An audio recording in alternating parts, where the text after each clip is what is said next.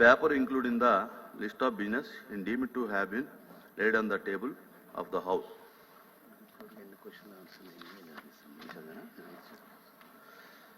I am to announce to the House that answer pertaining to 25 start questions and 1 short notice question which were not included in the business of the House on any day till 23/2025 are placed on the table of the House and they shall form part of the proceedings of the House. I am also to announce to the House that I, in respect of the rest of the start questions and short notice questions which were deemed and communicated to the departments and for which answers have not been received, the ministers concurrent are the request to send answers delivered to the respective members under intimation to this secretariat.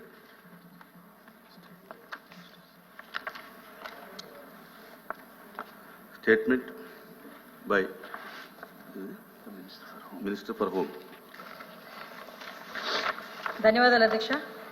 Statement start చేసే ముందు అంబేద్కర్ గారి words ముందు నుంచి start చేయదలుచుకున్నాను అధ్యక్ష. స్వేచ్ఛ, సమానత్వం మరియు సోదరభావాన్ని బోధించే మతం నాకు ఇష్టం. న్యాయం ఎల్లప్పుడూ సమానత్వం, పరిహారం, నిష్పత్తి అనే ఆలోచన రేకెత్తించింది.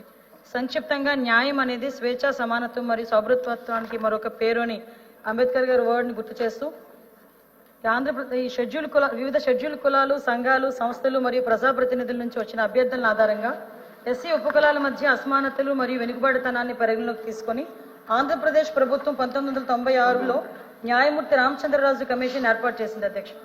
ఈ కమిషన్ ఎస్సీ ఉపకులాలను 4 వర్గాలుగా విభజించి ఎస్సీ ఉపకులాలను తగిన విధంగా విభజించాలనే సూచన కూడా చేసింది.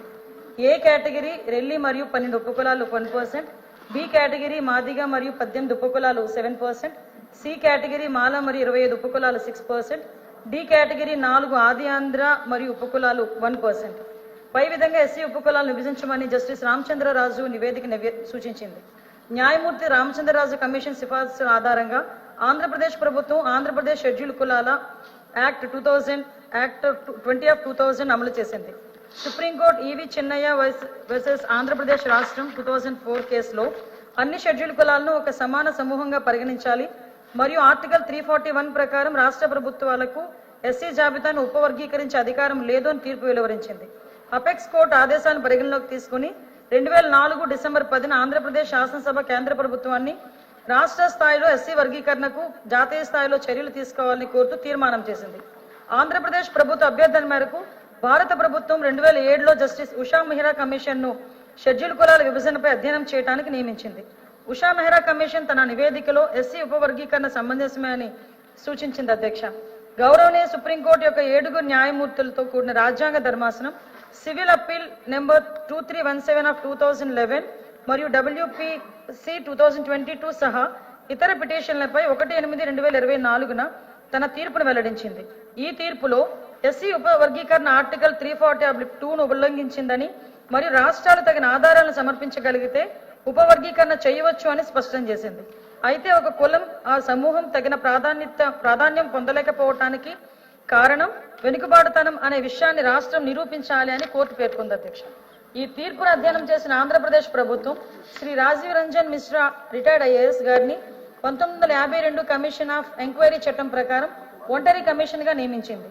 ఈ కమిషన్ ఆంధ్రప్రదేశ్ రాష్ట్రంలో వివిధ షెడ్యూల్ కులాల మధ్య రిజర్వేషన్ల విధానాల ప్రయోజనాలు సమానంగా పంపిణీ చేయాలనే ఉద్దేశంతో ఎస్సీ ఉపవర్గీకరణ ప్రత్యేక సిఫార్సులు అందించడానికి నియమితమైంది అధ్యక్ష.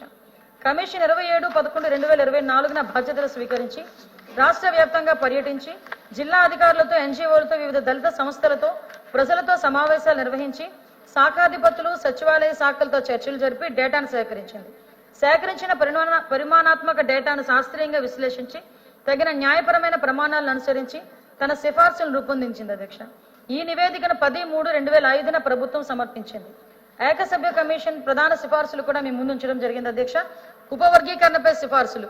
కమిషన్ 59 షెడ్యూల్ కులాలను ఉపవర్గీకరించేందుకు సిఫార్సు చేసింది.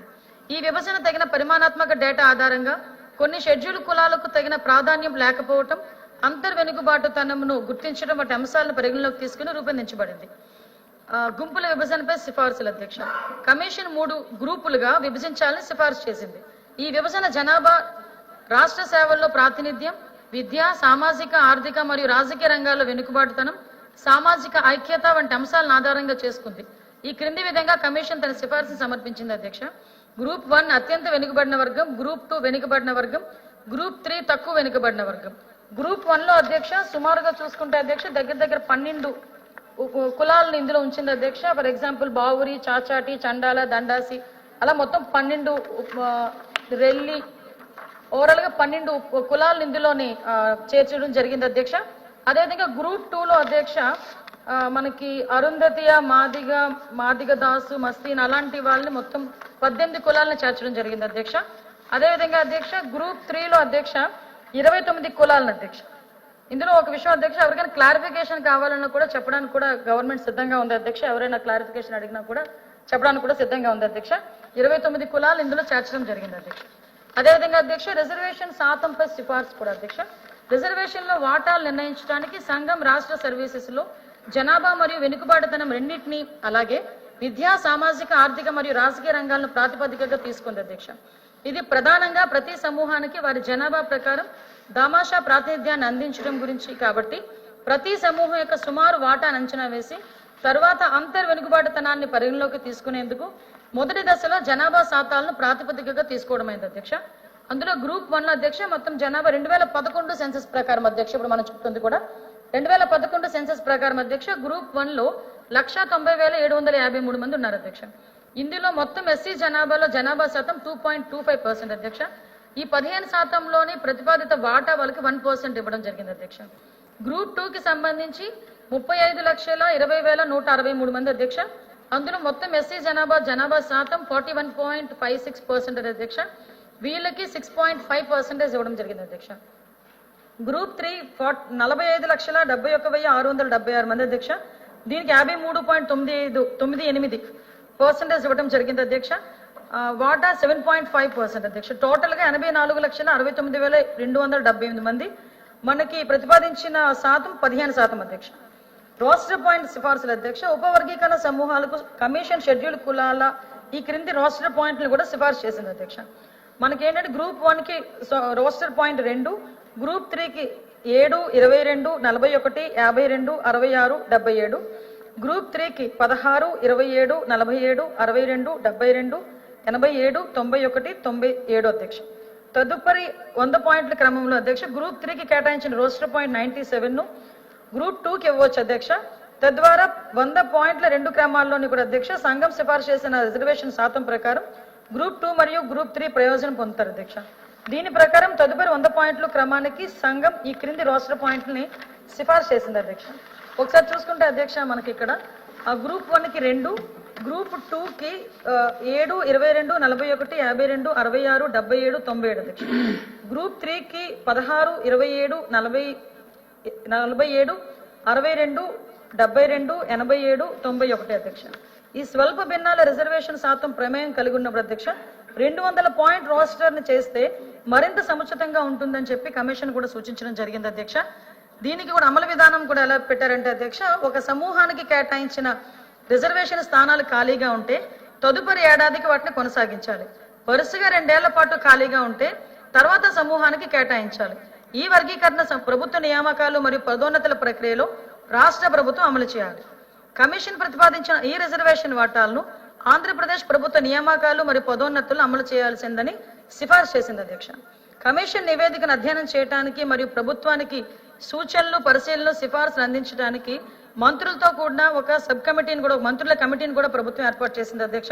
మళ్ళీ చెప్తున్నా అధ్యక్ష, ఈ రిజర్వేషన్ శాతాలు ఎక్కడైనా ఎవరికైనా క్లారిఫికేషన్ కావాలన్నా కూడా డెఫినెట్ గా ఇవ్వడానికి ఈరోజు గవర్నమెంట్ కూడా సిద్ధంగా ఉంది అధ్యక్ష. ఏంటండి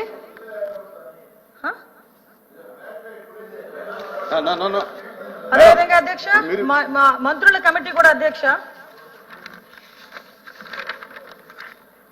డోలా బాల వీరాంజనేయ స్వామి గారు గౌరవ సామాజిక సంక్షేమ, వికలాంగుల మరియు వృద్ధుల సంక్షేమ సచివాలయం అండ్ గ్రామ వాలంటీర్ శాఖ మంత్రి ఒక సభ్యులు, అదేవిధంగా నేను అధ్యక్ష, అనితా వంగలపూడి హోం వ్యవహారాలు మరియు విపత్తు నిర్వహణ శాఖ మంత్రి, బీసీ జనార్దన్ రెడ్డి గారు గౌరవ రోడ్లు అండ్ భవనాల సభ్యులు, మౌలిక వసతులు పెట్టుబడుల శాఖ మంత్రి, నాదెండ్ల మనోహర్ గారు గౌరవనీయ ఆహార పౌర సరఫరాలు, నిలువు మరియు వినియోగదారుల వ్యవహారాల శాఖ మంత్రి, శ్రీ సత్యకుమార్ యాదవ్ గారు గౌరవనీయ ఆరోగ్య కుటుంబ సంక్షేమ వైద్య విద్యా శాఖ మంత్రి. సార్ ఒక 5 సభ్యులతో కూడిన మంత్రుల కమిటీ కూడా ఏర్పాటు చేయడం జరిగింది అధ్యక్ష.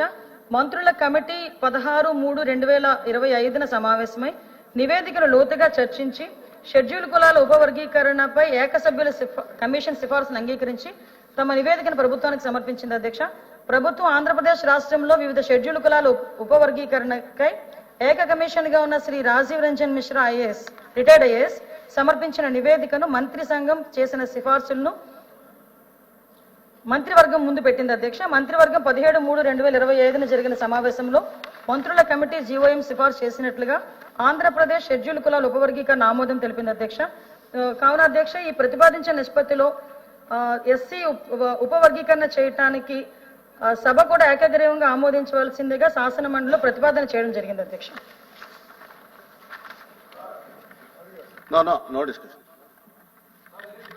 No discussion. దీని తర్వాత ఏదైనా ఉంటే కనుక వివరంగా డిస్కషన్ స్టేట్మెంట్ లేదండి, క్లారిఫికేషన్ లేదు. No of day number of days which the council start 14 no ఏది రికార్డులో పోదు. Number of start questions answered on 103. Number of answer start questions 3. Number of answer start questions placed on the table of the House 23, 20, 25. Number of please sit down. Please కూర్చోండి. Number of answer start questions 1. Number of bills passed 9. Number of start discussion answered 9. Number of statements made by the member 7. Adjournment motion 7. Number of special motions 50. Party position of the Council of the 23, 20, 25. Yojana Shramik రైతు party 32. Telugu Desam party 9. Janasena party 9. Independence 5. Nominated 8. Vacant 1. Total 58. Which is the consent of the House. The House is exempt to sign die.